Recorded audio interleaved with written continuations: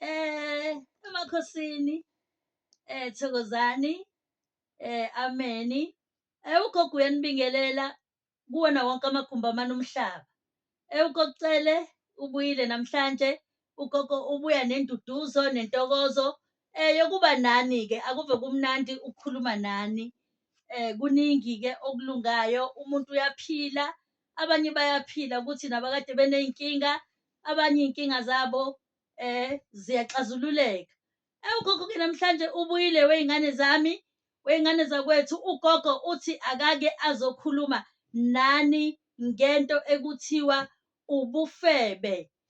Ugogo uzokhuluma ngokuthi niqede ubufebe. Ugogo namhlanje uthi asiqede ufebe, uthi ugogo asiqede labantu laba abahamba belala nabantu bethu.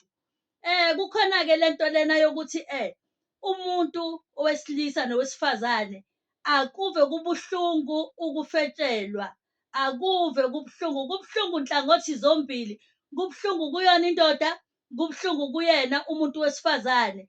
Lento le ekuthiwa ufebe into nje engazange ize ibusiswe, ayibusisiwe ngoba nebhayibheli liyasho ukuthi ufebe nje bona abulungile. Ugogo namhlanje uthi kukhona umuntu wesifazane, njengoba ngikhuluma kuyimanje, okuphi, osebufebeni. Kukhona umuntu njengamanje ngikhuluma nje onempene, ngoba kuthiwa abantu besifazane mabefeba kusuke kukhona lento le ekuthiwa impene, kukhona umuntu ongazange aze ayikhishwe. Ugogo uthi akake azokhuluma nalabo bantu-ke abathandana nabantu besifazane abangakhishwanga lento le ekuthiwa impene. Ugogo-ke namhlanje uthi wena osenkingeni, kukhona indoda ekhalayo namhlanje ethi ngenza konke okusemandleni ami, ayikho into engingamenzeli yona lo muntu wesifazane, ngimnikeza konke embhedeni, ngimnikeza imali ayifunayo, akukho la ngingenzanga khona kabi, ngenza kahle konke, kodwa inkinga umuntu wami akakwazi ukuyiphatha, akanaso isimilo. Bese kube khona umuntu wesifazane wesilisa okhalayo namhlanje othi ngizama ngayo yonke indlela ukuthi ngibe umama, ngizama ngayo yonke indlela ukuthi ngimkhombise lo muntu ukuthi ngiwumuntu wesifazane oyimisele, noyiqoqile, nohlezi kahle endlini. Kodwa-ke kuye ngashiwo emadodeni ukuthi ayafeba. Igama lelo lakuqala lalithi umuntu uyisoka. Lobo busoka-ke abuve bungekho buhle, ngoba ubusoka namhlanje bubuya nani? Ney'nkinga zey'gulo. Abantu abaningi bayagula namhlanje, and amadoda aweve enamahloni okuthi alandele imigomo la, njengokuthi kusetshenziswa amakhondomu. Akekho umuntu ongayifuni ikhondomu njengomuntu wesilisa.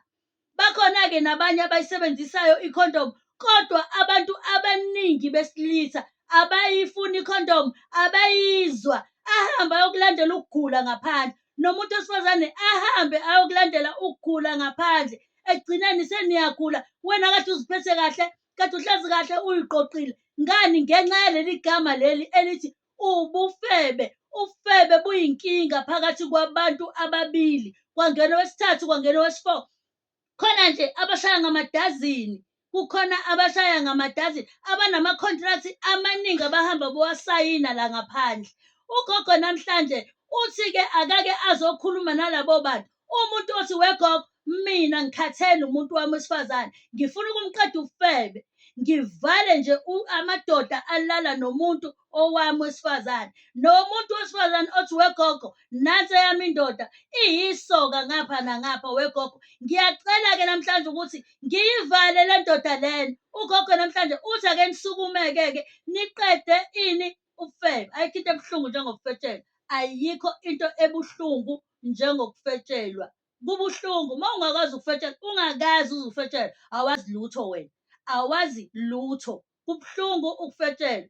Namhlanje-ke njengoba ngilana-ke ngithi ake ngizoxwayisa, ngizoqwashisa abantu ukuthi umuntu wesifazane siyamqeda ufebe. umuntu owesilisa siyamqeda ubusoka ngoba ngeke ngize ngilibeke ngithi ufebe. Mawuthi ufebe lifika kabi kubantu besilisa, kodwa ungazi ukuthi kungani lifika kabi, ngani ngoba lento le ayenzayo isuke ifana nale yenziwa umuntu wesifazane. Kodwa-ke kube kuthiwa umthetho-ke phela uthi-ke owesilisa wenza ini? Ubusoka. Ugogo-ke namhlanje uthi-ke ikhona induku, umuntu oyifunayo uyamthumelela ngophepha, umuntu ofuna ukuposela simthumelela ngophepha. Naphesheya ugogo useyathumela, ziyafika izinto ebantwini abaphesheya. Ugogo uyakhoriya, zihamba izinto ziyofika phesheya.